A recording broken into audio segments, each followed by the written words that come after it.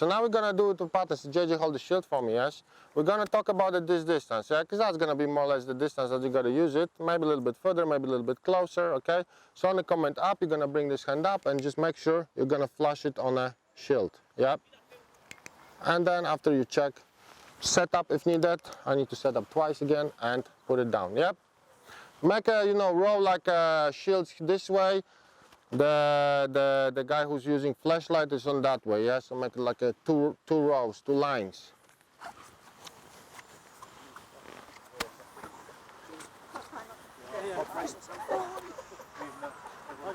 Up! Up! Up! Up!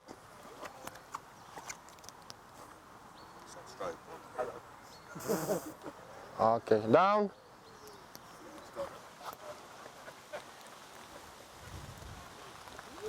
Yeah. Yes. Down.